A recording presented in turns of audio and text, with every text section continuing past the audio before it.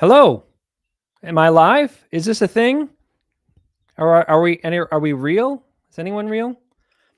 Let me know in the comments. Is this thing working? Are we on? Testing 1 2 3. Testing 1 2 3. Do, do, do. No, yes. Let me see. Let me see. Oh, I'm watching myself live. I guess I'm live. Make sure that that's down so there's no. This is wild because I have my browser. I could see through the stream software that I use, and then I could see this thing. And there's a delay, so it's kind of a sensory nightmare, but we'll do it. Howdy. How's everyone doing? Say hello in the chat. How we feeling? We got about a good hour to do this. And yeah, let's just dive in. Let's just go for it. It's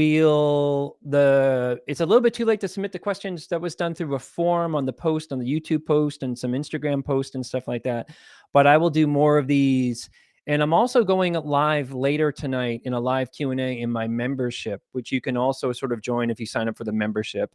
And there's more opportunities to ask questions there. So don't feel so bummed out if you didn't get, hello from Guam, if you didn't get the opportunity to put in a question. So let's just do it. Let's just go. And, it's no big deal if you didn't get a chance to submit the questions, because I find that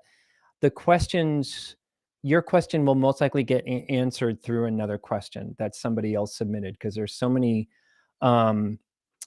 commonalities with childhood trauma. And let me just check in the chat. We got somebody was from Guam, from Idaho. Hello, CD. Hello, Emily B. Hello, everybody. I love this. How many of us are there? How many? Wow, 266. Crazy. I bet more will kind of join as we kind of go along. All right. You want some questions? Do the questions right now? Questions about the questions? Okay. Let's see. My first question, first of all, I loved all the questions. They were very powerful. Some of them I couldn't really respond to them because they would have been better appropriate. I know that's just probably frustrating. It's like the question was sometimes the questions were too big that would require like a whole session with somebody. Hello from Boston, my hometown, Florida, Cape Cod. Cool. Okay, first one. How do I find a PTSD trauma therapist to help treat my teenager who has extensive trauma from a narcissistic parent? The child has gone no contact for years, and there's potentially some past sexual abuse. Well, I'm so sorry, and thank you as a parent of just trying to show up for your kid and get them a resource. The two main resources that I kind of have people go to is for trying to find a therapist. First of all, it's like a needle in a haystack. If you're using insurance, that tends to be just a really frustrating piece, because if you call your insurance company and say, do you have a list of therapists in my area? Those lists tend to be kind of outdated. But I just tell people to really persevere. And the two websites that I like to use in finding a therapist are psychologytoday.com. These are like search engines, and therapists will sign up to get their bio listed here. And these are the major places that therapists sign up for. And, I'm talking about this as our resources in the United States, in North America. So it's Psychology Today, and then something called Good Therapy. Let me throw those.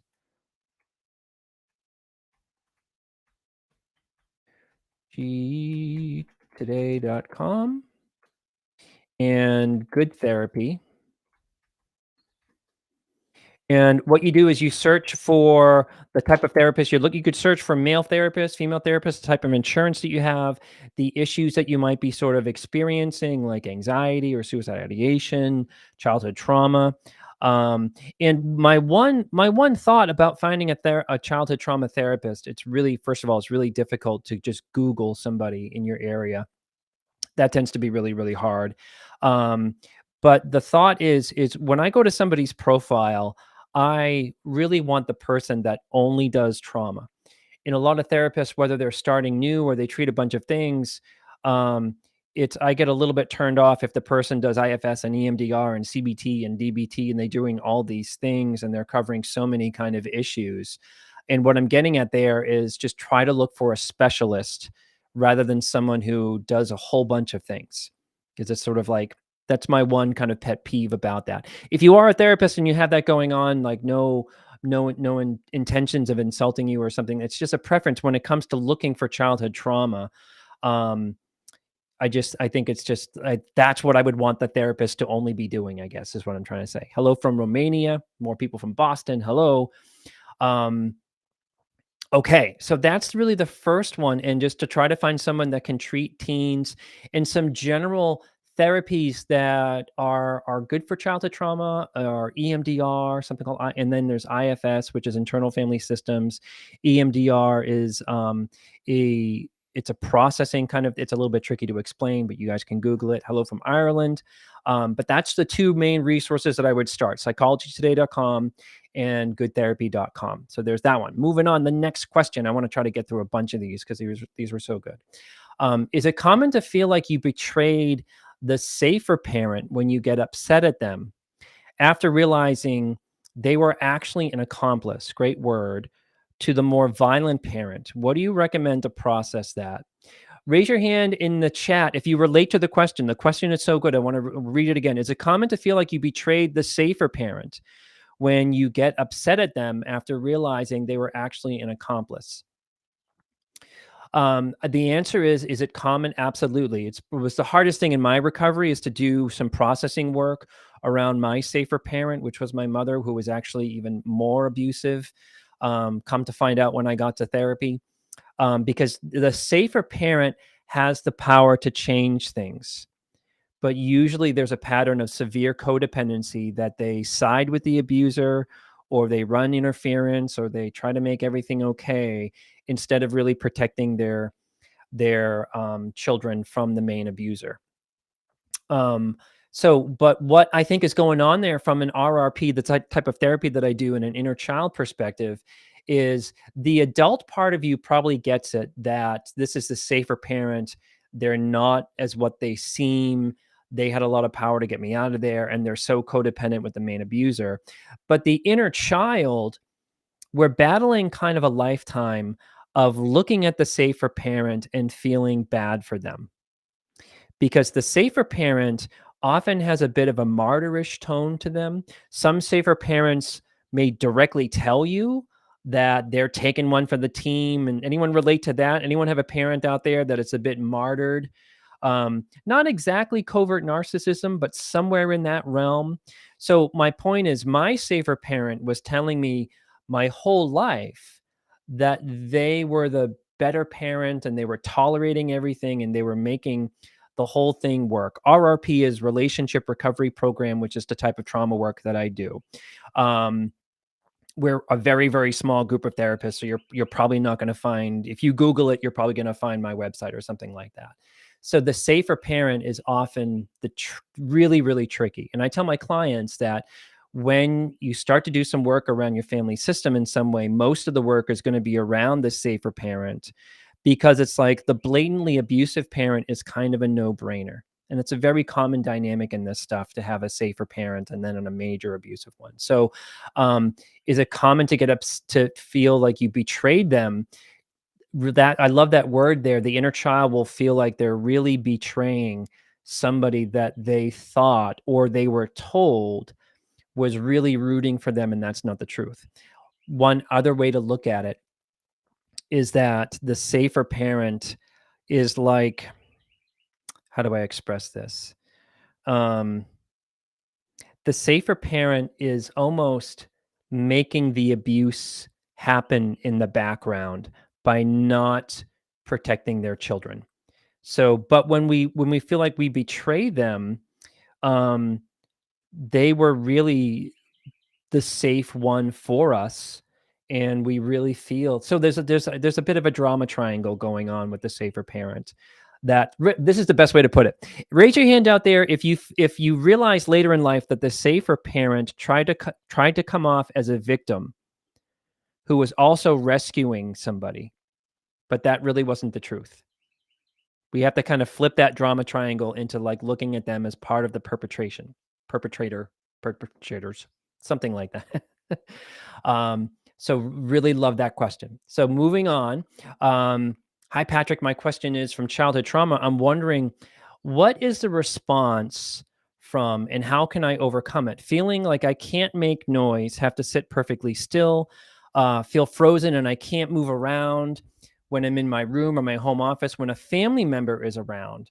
I also can't do laundry or self care when they are around. As a stepfather, covert narcissist, and brother all have narcissistic types kind of rolled up into one. And my mother was a malignant narcissist alcoholic. I love this question. And um, I remember when I moved out of the house and I was in my first roommate situation, I remember being really isolative and being in my room. And then when I would go out at night to get a glass of water, I found myself tiptoeing around my roommates who were totally great people and they were totally, but I was just so, you could hear like the Mission Impossible music, like I was, and I was just, I caught myself. I'm like, what am I doing? What is so secretive about my existence? And I realized, probably like you, is I realized that I think as kids growing up in toxicity or abuse is we become hyper vigilant around being seen because being seen wasn't safe, wasn't cool. So I just think it's really like a leftover. Anyone do that at work? Anyone even like not even everyone ever like catch themselves holding their breath to not want to seem like they're w- around other people because you're just so kind of keyed up around them?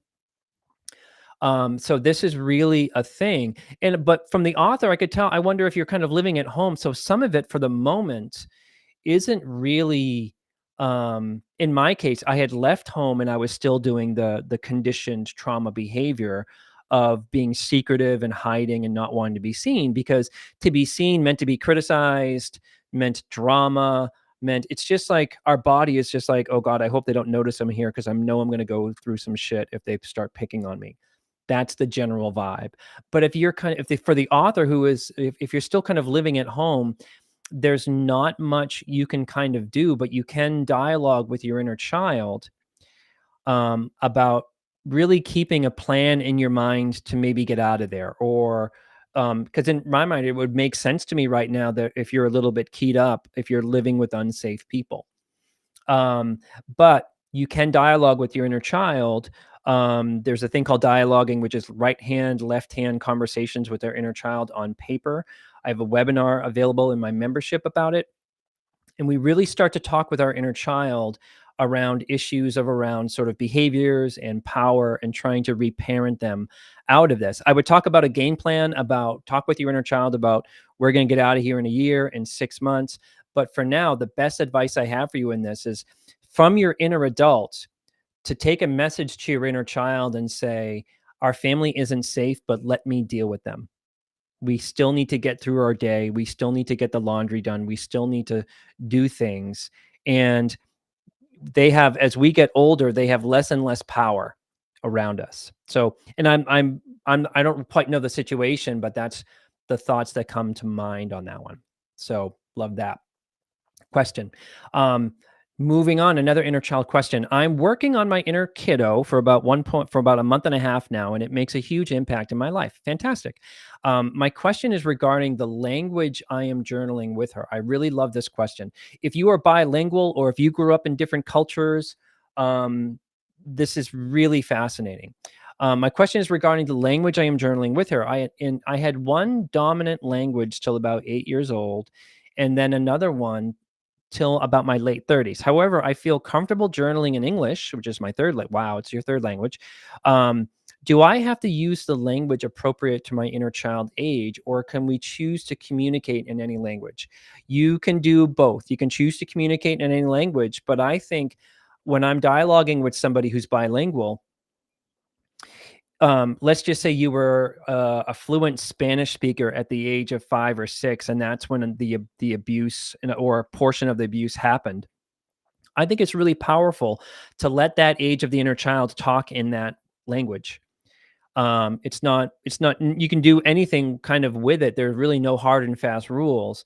But sometimes if I know a client is bilingual, um, let's just say that they were Indian and they experienced abuse growing up in India before they migrated to the US or something like that, I might ask them if they would feel more comfortable with their inner child responding in Indian or the dialects of India. Um, And sometimes they say yes, and sometimes they say no. But it's a really, really interesting question. And I find sometimes there's a really fascinating thing that is sort of like tactile memory stuff. Like, um, sometimes that language would really be able to help you access that first language, your inner child. Sometimes, it is, like Hindi or Tamil or something like that, whatever the language of origin is. Um, but there's other things that you can really access your inner child. Like if you if this is gonna sound really bizarre and out there, but if you go to the grocery store and if you get a cereal or a food that you really enjoyed as a kid, that's another thing that might really take you back and have more of an access to your inner child or something like that while you're doing that. Um, Cookie Crisp or something like might really taste like awful to you now. You might have loved it growing up, but that's just one example. Or I recommend that clients might go on eBay or something like that and get toys from their childhood. So it's very powerful to have something. I had one client that got like a strawberry shortcake sleeping bag because that sleeping bag, when they were a little girl around 5 or 6, that was the place that they would hide in for safety. And just seeing the textures and the, like the same coloring, all that takes them right back. And you can get a lot of vintage stuff on eBay or Etsy or something like that. So love that question. Okay, moving on. Can you touch on some treatments or guidance for those parents? This is a hard one. Um, this one's a frustrating one for the author. Can you touch on some treatments or guidance for those parents who threaten to kill themselves often? Um, there's just something that I really threaten to kill themselves often. I want everyone to pay attention to often because that's the place that we're going to find our inner adult in it. I find it hard to work past the learned behavior and feelings of hopelessness. Um, why this is frustrating is it's just for parents who might struggle with cluster B or personality disorders or are highly manipulative, highly dramatic, struggling with mental health issues and that kind of a thing, or they're really not, and they're just that. I mean, you have to be that manipulative. I think. I'm not saying that all folks who struggle with mental health issues or mental illness um, are bad people or something like that. I just find that this is highly manipulative and I would couple things again to think about working with your inner child and looking up this research the resource that I have on dialoguing and start to hear from your inner child. What do they think is going to happen if mom or dad try to commit suicide? And we're most likely going to get an inner child who says, "It's my fault. I didn't run to them quick enough. I didn't do the right thing. I didn't take it seriously enough. I'm a bad kid. I'm not good to them. And they're always telling me that I need them." That's usually like the trauma conditioning or like the impact of having a parent. Really, a quality of a toxic parent is the parent who says to their kids, "You're here for me, I'm not here for you." So there are just some parents that are seeking. Anyone relate to this? Raise your hand or put something that the parent that is highly immature seeks a rescue and it's all on you. I classify it under as sort of like some pretty severe emotional abuse, and some treatments and some guidance to find your inner adult. And there's a tricky thing about those who keep threatening suicide is we have to kind of step out of the emergency, like the smoke alarms of that, and start to see it for what it is, which is simply a way to be dramatic and a way to manipulate and a way to get leverage. Like, if you don't come home and help your father with this thing that he's struggling with, I don't know what I'm going to do. I'm going to kill myself. That's one thing is to, from our inner adult and working with our inner child, to sort of say, you know what, this is going to sound crazy to everybody. Um, Mom's been threatening suicide her whole life, but she's never done it. And when we're looking at people who are suicidal, is That would classify in the clinical world as something as like passive suicide ideation. That is very different if someone were to say to us, I'm going into the woods on Tuesday with a gun and I'm giving away my belongings. That is the person that I really worry about in terms of suicidality. It's called plan and intent. Passive is more feeling like the person might be feeling like they just are desperate and hopeless and they don't want this kind of life anymore. It doesn't mean they're exactly suicidal. So to parent our inner child on those things is huge. About the boundaries with it is, I would, it's going to sound really radical and you're going to need a lot of support on this. But if it was my client, I would say, if they're still in contact with their parent, I would just sort of load them up with suicide resources. Things like safety plans you can pull offline, hotlines, that kind of a thing, and give them that content in digital form or whatever, and then set the boundary of, "I can't be available for rescuing you in that way. You need to be talking with a mental health clinician, not with me." And that's the radical part. That's gonna the part of you that's gonna feel like, "Oh, I don't think I could ever do that." That's so, what the a lot of these problems, especially for those of us who are still in contact with the family, um, are to normalize it is to be riddled with guilt and shame and being up at 3 a.m. wondering if they're really serious when they text you this stuff. Anyone relate to that? And these are the reasons that a lot of people do go no contact because they've wrestled with it so much, you know? So I would give them the resources. I would start really setting the boundaries and say, um, I need you to not talk about that with me. You need a therapist, you need a support group or something like that. As your child, it's way too much responsibility and pressure, you know? And you could call them out and saying, like, I wouldn't be provocative. I wouldn't kind of say, "Hey, mom, you've been saying this for 20 years," or something like that. Um, but this is really, really a tough one. But for you in recovery around it, just know it's appropriate to feel like really like crap about it because we have a manipulative, toxic parent putting you on the spot.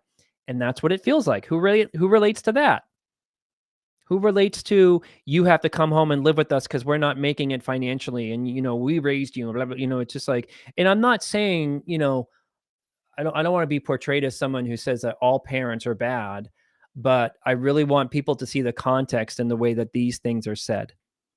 The backstory to that hypothetical that I just get is like sort of like, you know, they're both alcoholics and they've ran their life into the ground and they refuse to get treatment. They refuse to do anything about it.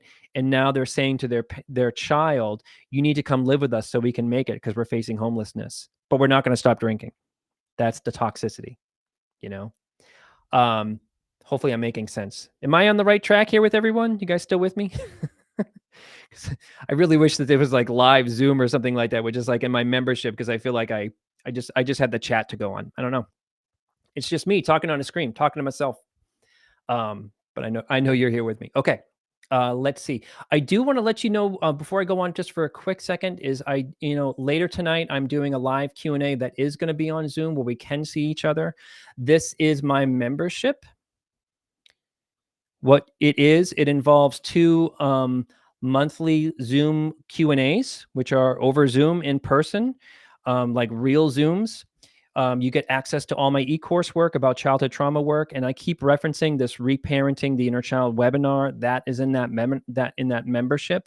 And you also get weekly journal prompts related to inner child reparenting issues that come up. Those are kind of like deep dives into more specific issues.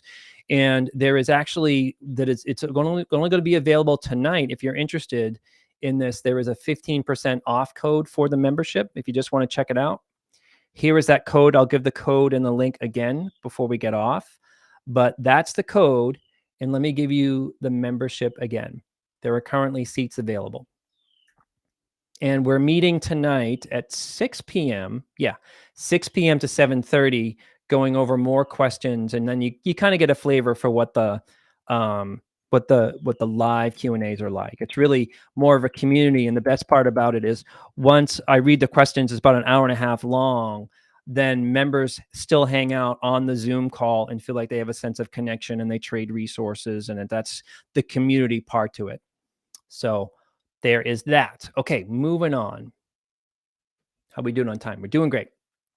Hi, Patrick. My question is about how much this is, everyone pay attention to this, regardless of what your current relationship is like with the inner child. This is a really powerful question. Hi, Patrick. My question is how much I hate my own surname. Oh, skip what I said.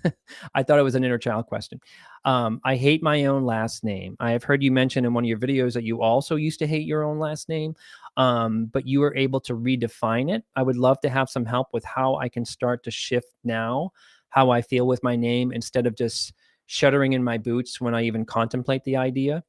Are you able to explain a little bit what you did to get to a better place with your name? Going to get really kind of out there for a second. Most of my answers to everything are going to have an answer around shame about it. So this is going to sound wacky. My last name Tihan is, when I got into therapy, I came from a long line, probably about 4 or 5 generations behind me, of alcoholic sociopathic men. And to be a teen, it was almost like kind of a running joke. You know what I mean? Like as if or there was just such a negative connotation to my last name. And for in the middle of my own work, I kind of just got the idea around it is like, what would it be like if that name meant something so much more honorable or safe or empowered or creative or cool or whatever. In Gaelic, and I don't know how accurate this is, the Irish language, names like Sheehan or Tehan, I think might mean refugee. And then when I read that, I just kind of like, oh, that kind of, so a refugee maybe from my own family last name or whatever. So those kind of ideas were rattling around in my head. But it was more about changing who I was as a person and healing the shame, which made me feel like I was a bad person, just like the men before me, in healing and embracing who more I was and how other people kind of saw me as opposed to how my family saw me. So that's one thing. But to answer your question, I would do some writing and thinking about what does your last name mean to you? If your family was like a group of people or a clan or whatever or something like that, what would be their motto? Do you know what I mean? Like my old family motto would have been really something really patriarchal or something like that, something really, really kind of gross. And to spend some time thinking about what does your last name kind of mean? And then to do some further writing and to do some writing on who are you and what do you value? And can you put those values onto your last name? Can you reinvent it? Or if it's just sometimes the last name has too much abusive connotation to it, that's perfectly fine to change your last name if you want to come up with something else and find something really meaningful for you. But I think to answer your question, how do you get to a better place with it is just to get to a better place about how you feel about yourself, to get to a place where you feel like you're nothing. Glad I kind of came up this way. For everyone listening, chances are if you're here, we all feel these vibes, but chances are if you're here, you're probably nothing like your family. What I find is that for the folks that find me or they find therapy or they find recovery, they're usually probably a scapegoated person in the family or the highly sensitive person in the family. It's super rare if you have a sibling who is kind of doing this kind of road or this recovery with you. And you're really like it's like, I guess what I'm trying to say is like, I didn't realize that I was really the tiniest, it's like a nation of one on an island that I shared with my family. It was weird, but that is really what I find in this. And the way out of it is to keep separating yourself from identifying with that family and really kind of finding out who you are and embracing more and that more. And if you're here, you're nothing like your family, but our inner child worries that we are. Who out there identifies with that? Who worries that you're like your family? Who worries that you're too loud or too abrasive or too selfish or whatever, or you're just, just you even something you can't name. So a lot of this trauma work is really about focusing on the abusive family so much is the healing comes from physically and emotionally separating ourselves from these people. So really appreciate that question. Moving on, I'm curious on your thoughts about creativity and childhood trauma. I came to the conclusion that my recurring creative blocks have a traumatic root. I find myself struggling to access my emotions and intuition when creating. Um, I believe this to be my detriment. Coming back to what I said a second ago about shame, that's really was what it was for me. And is to keep this really simple, if you really think about what you might have been like when you were 4, preschool, kindergarten, and that's the age where we really wanna bring those drawings home, or at Thanksgiving in the US, we draw these turkeys with our hands as kids or something, and we're just so excited to show that to our parents.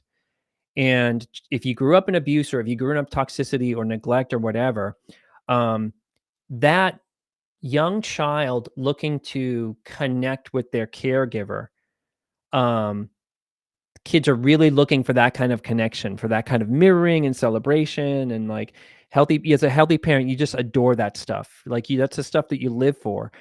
But for most of us, we grow up with like, I'm busy, go show your dad. I don't know right now. No, no, no, no, and there's just such a shooting down. And when you really think about it, we're born creative. We're born with the ability to kind of play and do all that kind of stuff. But those are the really small day-to-day moments where it gets taken away. And at the root of it is shame. We're telling a child in those moments that don't bother me with your silly expression. That it's really, we're just such dissing a kid in that way. Who relates to that? You know what I mean? Like who remembers constantly being shot down even though you kept trying and you kept trying? So that's really going to be a shame-based experience. And then I got a lot of recovery out of a book called The Artist's Way. I'll put that in here. Many of you probably know it. I believe her name is Julie Cameron. That is the book that got me to be more creative. But for that child growing up in that, where you're neglected or shamed or scapegoated, or just like simply that our parents weren't interested in us, which is like criminal, right? Then we grow up into like an adult who maybe wants to do some music or do some art or sell some stuff on Etsy or blah blah blah blah blah. I have no sponsorship with Etsy, even though I've mentioned like the website a couple times or whatever. You open up a cupcake store or just like start painting. I used to I would be by myself trying to draw or do some music, and I would have these shame attacks that were just, they were just awful, because it was just like there's that old message again, like, "Oh, I suck, I suck, I suck. Why am I doing this?" And we kind of become frozen in that. So to answer the really great question is, those are my thoughts about creativity. Is there's so many things that we need to reclaim. We need to reclaim sexuality. We need to reclaim intimacy. We need to reclaim um, creativity, and all of those three things that I just mentioned can be really rooted in shame. And the shame is coming from how they felt about us, how they treated us. So those are my thoughts about it. Just hang in there. It is a long road, the more resources. And to challenge everybody around there, that if you really had that parent that was like, "Oh, who do you think you are?" Like drawing, like, blah, blah, blah. Who do you think you are that you can go out for that team or something like that? Is when you feel gross about yourself creating or whatever, try to think about it this way: kick your parent out of your head and out of the room in that moment, because they're still trying to rob you of your basic, innate, beautiful sense of just creating and being somebody. So trying to just keep, it's like the war isn't over. You can kind of win the battle and kick them out of there. So hopefully that's helpful. Um, I didn't realize I put these two questions together. Next question: you've suggested the artist way, or maybe that's a combination of that question. Any other insights how trauma impacts creativity and how to address it? I think I just did with all that. So that was probably a 2-paragraph question there. So okay. Um, Moving on, and related to shame. Hi, Patrick. Imposter syndrome is a persistent struggle for me. Growing up with undiagnosed ADHD, the challenge to keep up or stay ahead of my peers, both academically and creatively, led me to constantly doubt my own worthiness. My parents divorced shortly after I was born. They checked out emotionally. They remarried cold, judgmental older people. I wonder what was up with the parents and their children who were uninterested in raising me or my abusive older sibling. I felt I had to achieve in order to get noticed and loved, but was never enough. The achieving is a really great strategy for kids. Many of us come up with that. Unfortunately, it just never works, but it can like get us through college or get us a doctorate. It just eventually becomes kind of an empty thing. My question in your practice, what strategies have you found most effective in patients navigating imposter syndrome rooted in childhood trauma? Thanks for everything you do. Um, it's in the RRP, the model of therapy that I do is a group therapy model. And it's usually we have about 6 to 8 people understanding that they're going to be in a group therapy for about 3 to 3.5 years. And in that, they're working on intimacy, they're finishing business with their family system of origin. But a lot of it is really kind of getting mirroring from peers, and everything changed for me when I was in group and a really lovely guy that I was in group with. I was kind of acting out dysfunctionally because of my trauma. I was people pleasing or being kind of really, there's a way to be codependent where you're actually shooting people down. And that's what I was doing. And we did some intimacy work in that moment because I really kind of pissed him off. I tell this story often. And he eventually just kind of said, I just kind of want you to be you because you're a good person. And that literally shifted my whole existence because I have never heard that I was a good person. So what I'm getting at there is, you know, there's in many ways, you know, just I really wish everybody had the access to really, really good therapy because that's kind of like what did it for me. But I think to be around safe people where you're able to get some mirroring and some feedback about how they feel about you. You have to be available to that though. How is that related to imposter syndrome? Is, I find that being in a group of good people or amongst a community of peers who kind of get it, you become more equalized where you feel like other people struggle with imposter syndrome. But when you're out there kind of alone, it just feels like terminally unique, like you're the only person kind of out there with it. And imposter syndrome is a really, really tricky thing. But I will say it this way. I want everyone to focus on this paragraph. My parents divorced shortly after I was born, checked out emotionally, remarried cold, judgmental older people who were uninterested in raising me or my abusive sibling. I felt like I had to achieve in order to be noticed. So when you put an 8-year-old in the divorce and then mom or dad married cold, judgmental people that, it's just like anyone out there relate to this. Anyone remember being really young and having to get the attention of somebody who was a little bit scary or a little bit cold, and you just, what I'm getting at there, I relate to that really viscerally. And when you're 8 years old and you're trying to get a grumpy stepmom or stepdad to like you, or you're trying to get something going there, and we're failing because that step parent's kind of an asshole, you know? They're not engaged. They're not bringing energy into it. But in the child's mind, they just feel like, "Oh my god, I'm failing. I'm such a loser." That's the origin of imposter syndrome. So when people talk to me about imposter syndrome at work, like they're like, "I feel like I'm gonna get fired every day," or whatever, I ask them, "How is it like your family?" Because there's a similar thread where having step parents like that, you're getting the vibes that they don't like you. But it's like our conditioning is we're in our adulthood, we're thinking that the job thinks the same way about us as those step parents would. So to start separating the triggers, to start having some autonomy, but the real work is around really finishing business with our parents and holding the parent who divorced, both parents who divorced, accountable for bringing such unsafe, cold people into your life. That's a very different narrative than the inner child's narrative that's like, "I'm just not good at getting people to wake up." Do you guys follow me on that? To really go back into childhood and say, "Wait a minute, you were surrounded by people that were just cold and indifferent, and that must have been really terrible and scary." And of course, you would try to like show them your drawings or clean up the kitchen or be that perfect kid, you know? But it's just like it's just terrible. It's like a makes me think about neglect.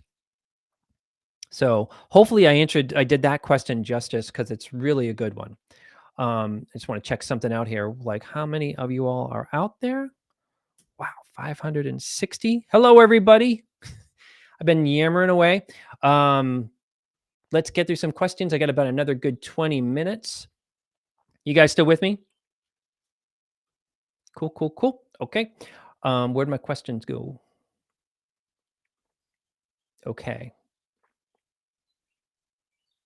All right. This one involving spirituality. Hi, Patrick. Many therapy modalities recommend having a bond relationship with God or higher power, as it benefits our mental health. I have a hard time establishing a spiritual connection to this kind, as I have trust issues with God. Boy, howdy. And I relate to that. How can one overcome this? I exactly know from where my struggle came from. When I was 17, I tried escaping my abusive home and failed. My rescue came 8 ultra long years later when I moved in with my boyfriend. This time period of 8 years of suffering is something I cannot reconcile with myself. During that time, nothing good happened. I hope you can kind of help. Well, one thing that I'm kind of curious about is that the modalities that I know of in the therapy modalities that I go to as a therapist, I'm trained to not push any kind of religion on anybody. And that is really, really good training. So maybe you're writing from a different country where I might sort of see that as well or something like that. But in my lens, I believe you, but I'm just sort of saying here in the US, we're trained to not push um, God on people, and especially in a very marked way. Suggesting 12 step isn't pushing God on somebody, but a therapist who is like really pushing a certain religion or something like that can be really, really difficult. I'm pretty, I'm not anti religion. I'm just sort of, it's just a weird bed partner with therapy. In the 12 step world, that can be really triggering. So if you're out there and if you identify as atheist, or really for a lot of childhood trauma survivors, there can be what is experienced something called the death of God, which is a lot of what it's a thing that recurs in history. Like you could see practicing Jews after World War II going to a place of like there is no God, God is abandoned. So there's like times throughout culture there's this like death of God kind of experience, um, which I think really I had that my own experience in my own childhood trauma as sort of being raised Roman Catholic, and then in my adolescence, which is an interesting thing. When we go through puberty, we have more abstract thinking, and when you're 10 or when you're 8, you're much more hopeful and much more engage you much more kind of like the hope is what getting you through it, the magical thinking about maybe mom will be different today. That's what gets us through it. When we go through puberty, our brains change. And that's around the time for me that I really gave up on my parents changing. And I really gave up on the idea that there was a benevolent, loving God. And I've kind of come back and forth of like throughout my own life, kind of like around that issue.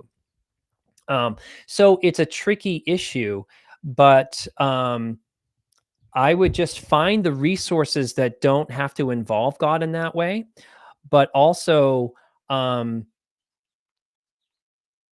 I'm trying to think like, where I would say this is probably the best way to explain it. I think that there are kind of like 3 baskets for a human being. There's our family, then there's our community, and then there's things like existential spirituality or something bigger than us. If you're wired like that, no harm at all if you're not wired like that. But in my work, I really have people direct their energy to how the nuclear family failed them into developing. So in some ways that sometimes are I want to be careful my words here. I'm open to all religions. I'm not anti-religion. I'm anti to religious abuse. I'm anti to fundamentalism. So I don't want this to be confused. But like with anything else, um, you might have given up on God because of your family, not because of a concept of a higher power. So, I guess what I'm trying to say here is that for those who go through a death of God, is there might be some way to kind of get right sized with it. But it's sort of like, if you feel abandoned by God, I would say do the work around how your family abandoned you first, and then you might feel differently about your spirituality after that. So there's a really funky thing too is that I find that it's almost like triaging in a medical world. I really feel like that trauma survivors, they need trauma treatment first, maybe before they can embrace the idea of a higher power, or before that they can maybe meditate, or before that they can think positively. If you knew me at 20 and you told me to go like think positively, I would have told you to go F yourself because I was just so in something really deep. So I just think that things might need to kind of come first, and that might be to do some work around the family. And a lot gets corrected after that. You might have to change your mind about something or not. So hopefully that makes sense. Um, let's see. Moving on. I'm currently navigating a family cutoff. How do you deal with the guilt that maybe the reasons of the cutting off are not good enough? How do you deal with the part of you that thinks maybe the situation could improve if you tried harder or worded things in a different way? I'm going to read the question again. And in the chat, I want you guys to answer, is this coming from the person's inner adult or their inner child? I'm currently navigating a family cutoff. How do I deal with the guilt that maybe the reasons of the cutoff are not good enough? Not good enough. How do you deal with the part of you that thinks that maybe the situation could improve if I tried harder or worded things a different way? What do you think? Inner child or inner adult?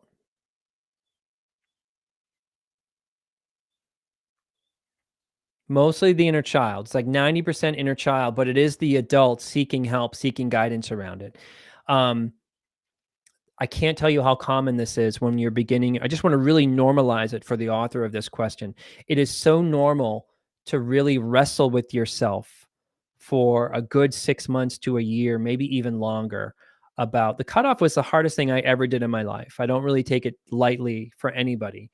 And when we do the cutoff, now we start detoxing, and we're detoxing from a lot of ingrained beliefs. And those ingrained beliefs, they really need to be replaced with something. And it's very common to feel like your cutting off ideas are not good enough. That it's the inner child kind of saying, well, shouldn't I just be able to rise above this? Shouldn't I just be able to put it away? You know, that's also reinforced by society when people are like, yeah, but she's your mom, what are you going to do? And you're more functioning than they are. Um, so it's just, you're really right in an appropriate place of doing a family cutoff. Guilt, shame, wrestling with it, shame, really feeling like you're a terrible kid. Anytime you feel like you're a terrible kid, it's probably your inner child. And I have clients come up with a list that they might look at every day of how the family was really, really abusive, didn't protect you from a sexual perpetrator, always took the side of the main abusive parent, always make it to be about what I am and not doing for my sibling when my sibling's a mess. Um, Physical abuse, like corporal punishment, like you really come up with an exhausted list as best as you can with that list. And anytime you feel that, reference the list. And again, the webinar that I referenced, the Reparenting the Inner Child webinar and the membership, really helps you kind of navigate through that. There's also another webinar on navigating a family cutoff with the same ideas about the recovery. A cutoff is just a cutoff. Um, a cutoff is for recovery. A cutoff is not just to kind of stop hemorrhaging. I mean, you do stop hemorrhaging the BS and the chaos and that kind of a thing. But I would say to people, don't do a cutoff unless there's going to be a big recovery piece and you're doing some work around it. Because the reason why we do a cutoff is to get a reprieve from the family system to change our abuse beliefs. And if you're just doing the cutoff so that they don't bother you anymore, the trauma is still going to kind of stay with you. And I know that that's not what the author is kind of referring, but how do you deal with the part of you that thinks that maybe situation could improve if you tried harder? Love that. Your inner child has already tried. You've been trying your whole life to make your family system better to you. Your whole life. We've all been doing it.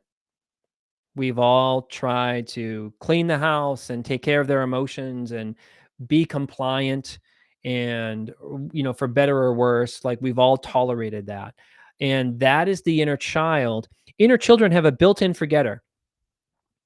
And the minute guilt and shame comes up, all the remembering of how bad it was goes away. It's a lot like a who has an abusive ex that you have kept going back to in the past because either feelings of loneliness or shame for being mad at them or shame that you got mad at anybody and then you got back into it with magical thinking. Maybe it's the same kind of system. It's the same, and that's our inner child who needs help remembering because they have a built-in forgetter.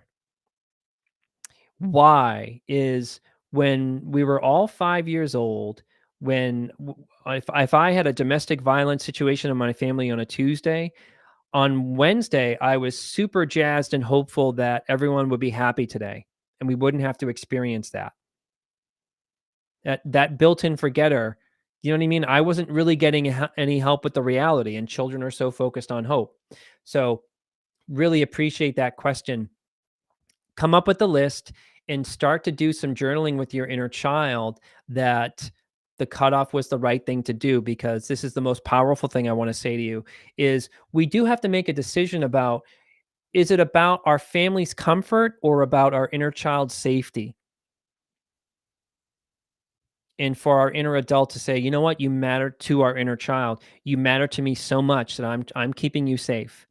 We're not gonna go to mom and dad's house and see the hoarding or the alcohol or the passive aggression or the craziness or the fundamental religion. So you're really saying to your inner child, your safety means more to me than enabling them. It's probably a good angle to kind of go at it with. So just one more time on the membership, I'm gonna put it in. We talk about this stuff pretty much like the membership is really like this, except it's over a live Zoom. Here is the link to the membership. Here is a discount code of 15% off, which is only available today if you'd like to kind of consider it. And we're going into another live Q&A right after this at 6 p.m. Here's the code. And again, the membership is I do these by month, 2 times a month. I do an hour and a half live Q&A, but we're kind of talking more on a live Zoom call. It's not just a chat. We're having a back and forth there. There's all access to all my e-course work, and as well as every Monday, I send out journal prompts related to inner child work. The last one I kind of sent out was around finances, inner child and finances. It might be a narcissistic parent. It might be sort of check-ins with your inner child. It might be about intimacy. It might like in it, a lot of them are related to more deeper journal prompts related to some of my videos. So the code said it was inactive. Oh boy, that's not good. Let me get you a new code. Everybody sit tight. That's unfortunate. Okay, so that code.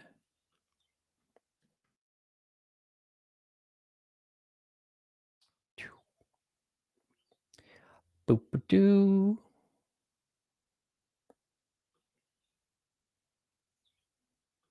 Okay, try this code. It's all very.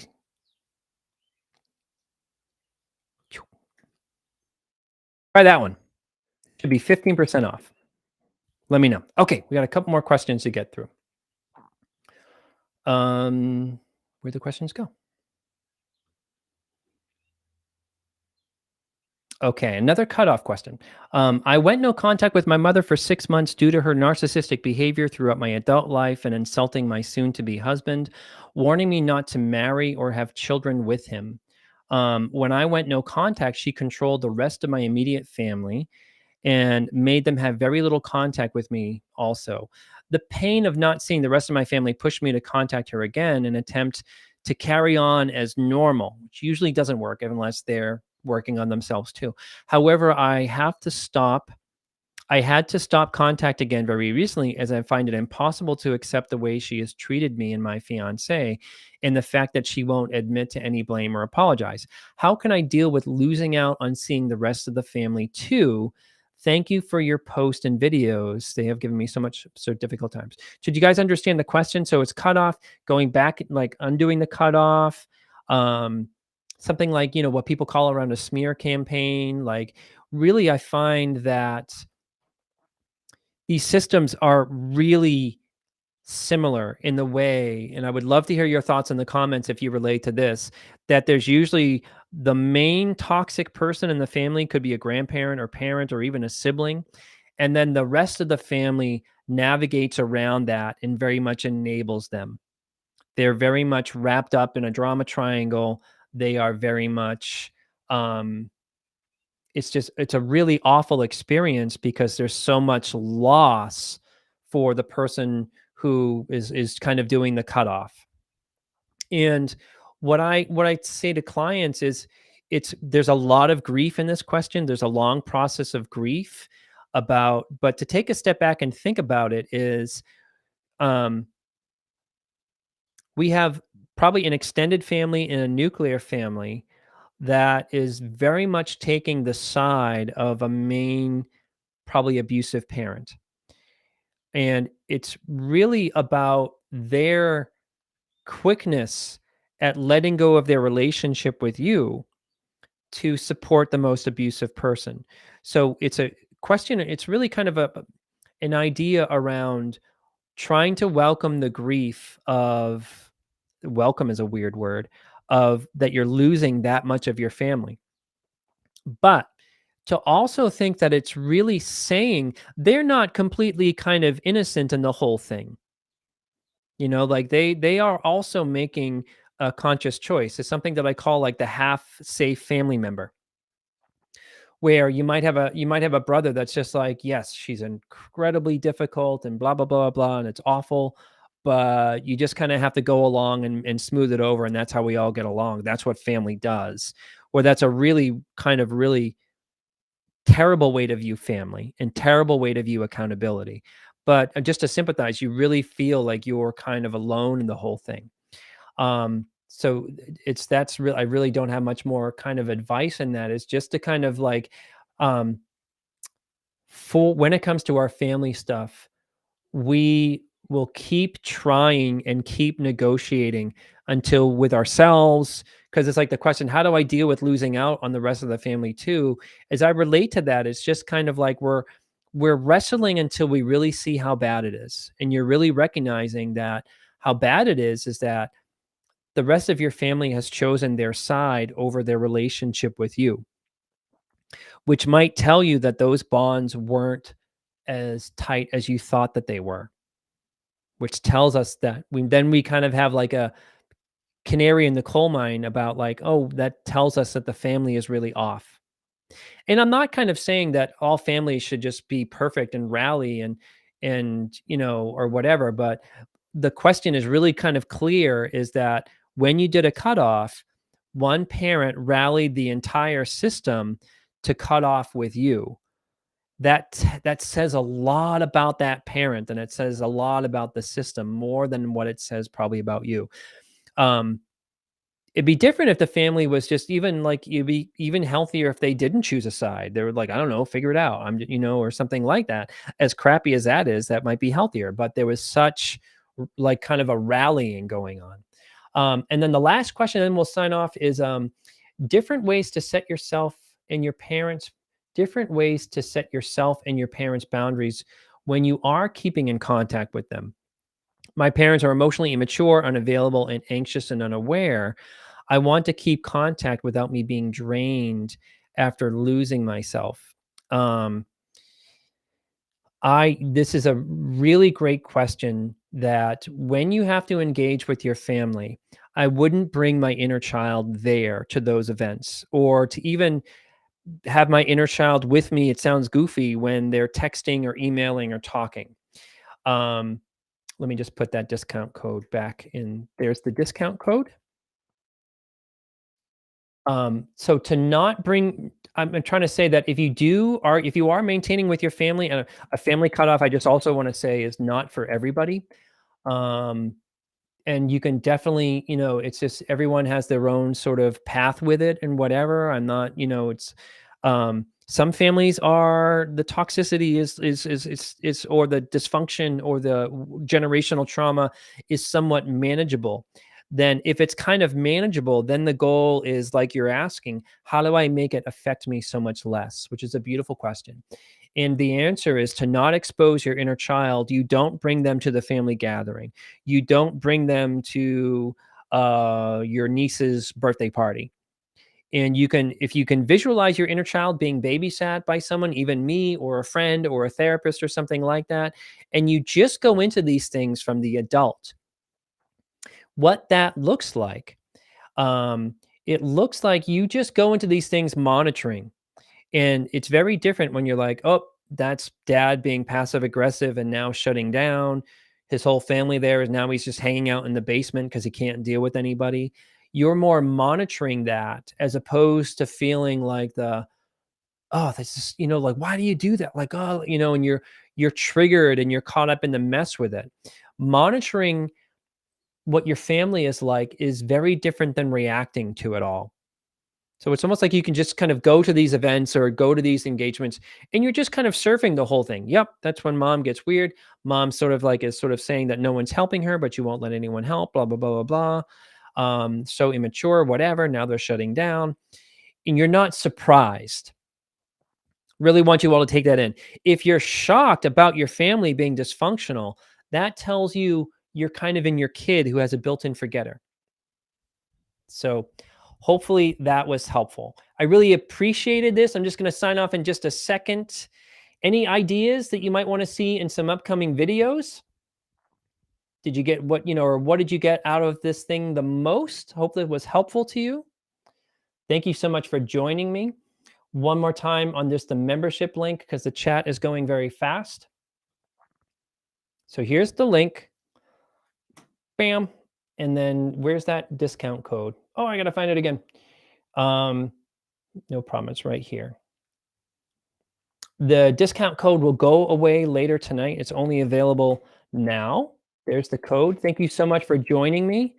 And we'll do this. I'll probably do this again, maybe like in a couple months. And again, in the membership, we go live just in an hour in a very similar format, just longer. And you kind of get a sense about how it goes, and you get a sense about hanging out with some people afterward. And you'll get access to all the e-course work, journal prompts. Also, the journal prompts, they are also archived. So you have a whole access to a whole bunch of journal prompts from prior weeks. Thank you so much for joining me. I'm going to sign off. Love seeing you guys. Well, I wish I could see you guys, but I love chatting with you guys. Have a great night. Thank you so much. Bye.